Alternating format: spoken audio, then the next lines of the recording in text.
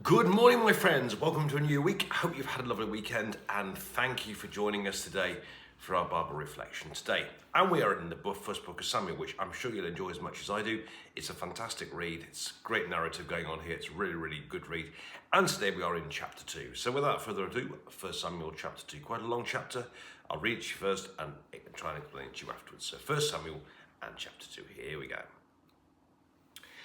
Hannah prayed and said, "My heart exults in the Lord. My strength is exalted in my God.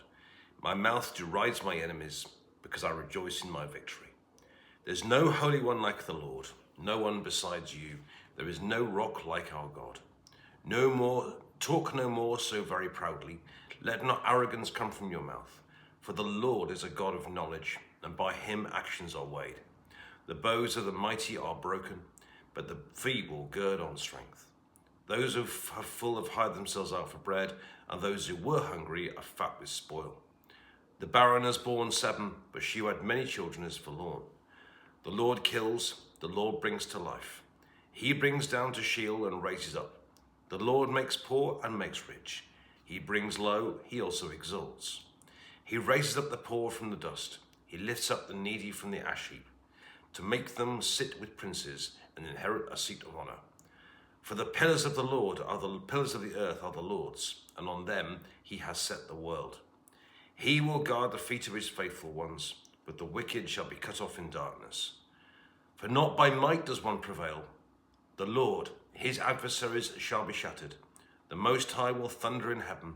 The Lord will judge the ends of the earth. He will give strength to his king and exult in the power of his anointed. Then Elkanah went home to Ramah, while the boy remained to minister to the Lord in the presence of Eli the priest. Now the sons of Eli were scoundrels. They had no regard for the Lord or for the duties of the priests of the people.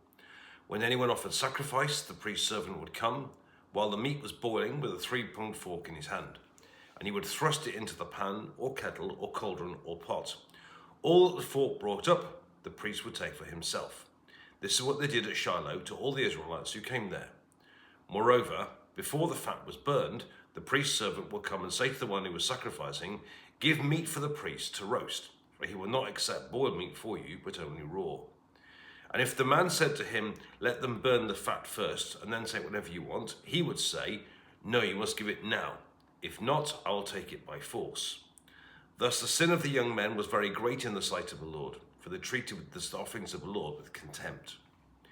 Samuel was ministering before the Lord, a boy wearing a linen ephod. His mother used to make for him a little robe and take it for him every year, when she brought up with her husband to offer the yearly sacrifice. Then Eli would bless Elkanah and his wife and say, "May the Lord repay you with children by this woman for the gift that she made to the Lord," and then they would return to their home. And the Lord took note of Hannah. She conceived and bore 3 sons and 2 daughters. And the boy Samuel grew up in the presence of the Lord. Now Eli was very old. He heard all that his sons were doing in all Israel, and how they lay with the women who served at the entrance to the tent of the meeting.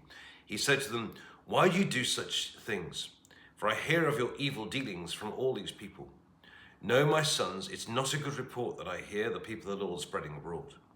If a person sins against another, someone can intercede for the sinner with the Lord. But if someone sins against the Lord, who will make intercession?" But they would not listen to the voice of their father, for it was the will of the Lord to kill them. Now the boy Samuel continued to grow both in stature and in favor with the Lord and with people.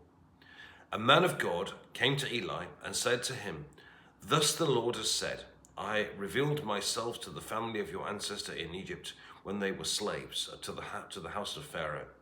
I chose him out of all the tribes of Israel to be my priest, to go up to my altar, to offer incense, to wear an ephod before me, and I gave to the family of your ancestor all my offerings by fire from the people of Israel.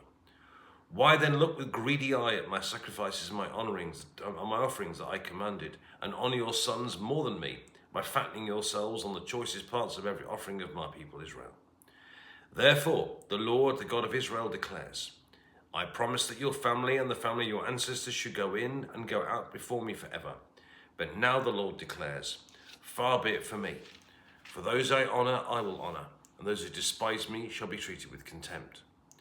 See, a time is coming, and I'll cut off your strength and the strength of your ancestors' family, so that no one in your family will live to old age.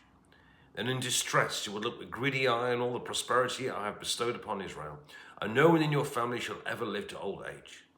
Only one of you, the only one of you I shall not cut off from my altar, shall be spared to weep out his eyes and to grieve his heart. All the members of a household shall die by the sword.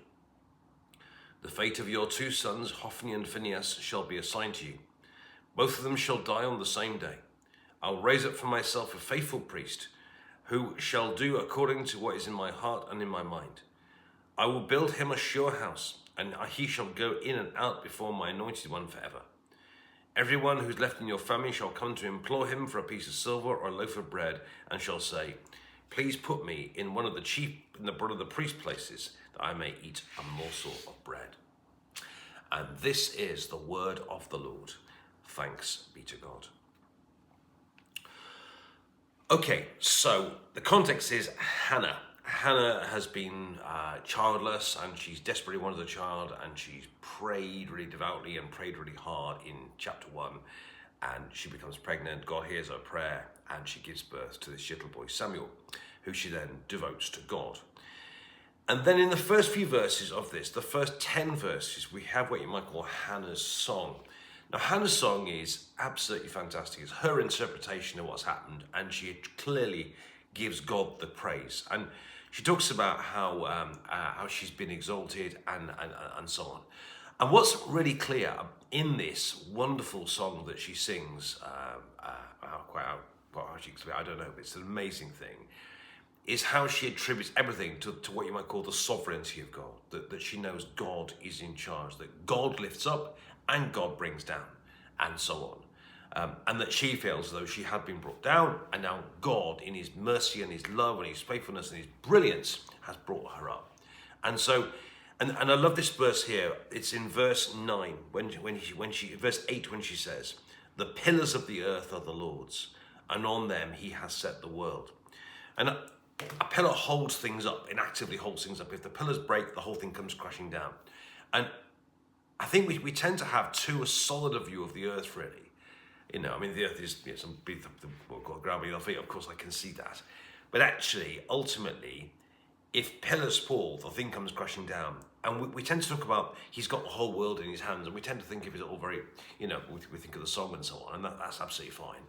But actually, if the hands get taken away, the whole thing comes crashing down. And it's only where it is because God's holding it up. And I think that's, you know, quite clearly, Hannah here sees the sovereignty of God. She sees that it's God who lifts up and God who brings down.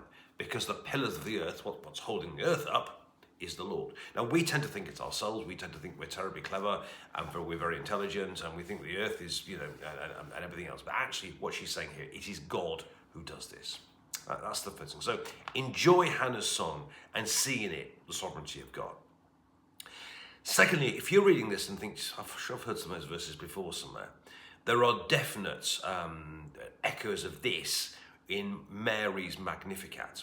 When Mary in the New Testament, when she finds she's pregnant with Jesus, she meets Elizabeth, and Elizabeth exclaims to her, and the baby leaps in her womb, and Mary comes up with, it's Luke chapter 1 verse, I think it's 36, maybe 46, in Luke chapter 1 anyway.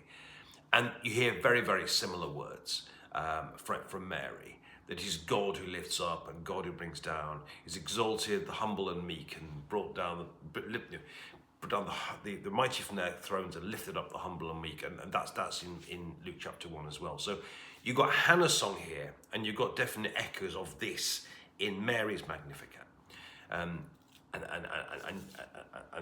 that's what you got there. Then, of course, so you go from there then to what you get later on, which is the kind of the boy being brought up, and the boy gets devoted to God, which means that he lives in the temple and he serves the temple with Eli. Now, Eli's sons are clearly bad pieces of work, and what's quite clear from this is that they are, in a sense, working in the temple, but they've clearly got no fear of God. And it's all in it for themselves, and they're, I mean, what that stuff with the meat and the 3-pronged, that basically they're taking stuff that they shouldn't have had, sort of by, and threatening to kill people if they don't do it. There's extortion going on there. They're also taking advantage of the women at the temple gate as well. I mean, we're talking corruption writ large here.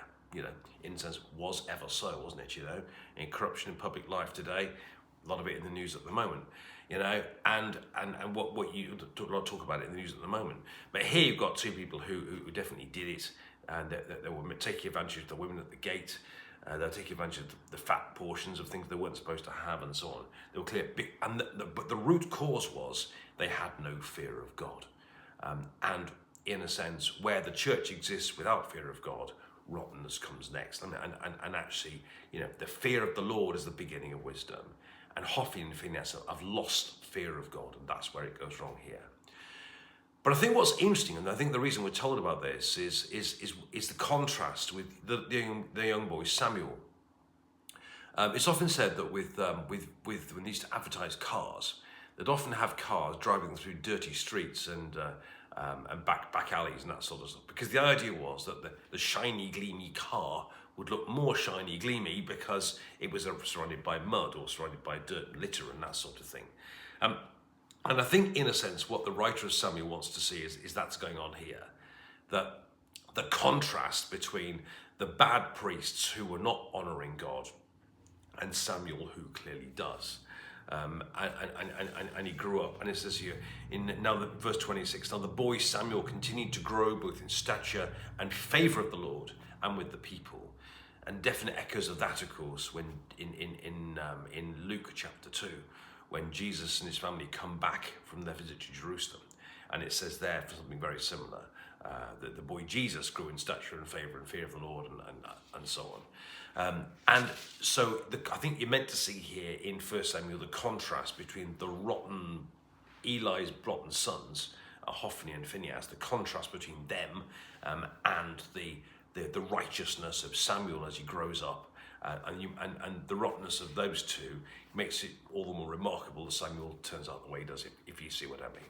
So you've got this holy young boy Samuel, this Nazarite who's been devoted to God, who's not only been devoted by his parents, but he's actually going through with it.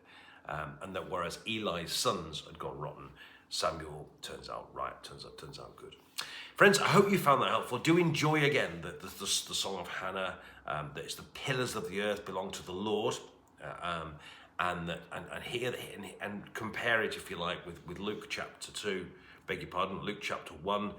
This the Magnificat. I think it's the verse 36 and 46. Then again, look at the rottenness of the priests here, Eli's sons, and again look at the contrast between the rotten priests and the young boy Samuel, who's growing up in stature, in fear of God, and with honour of human beings as well.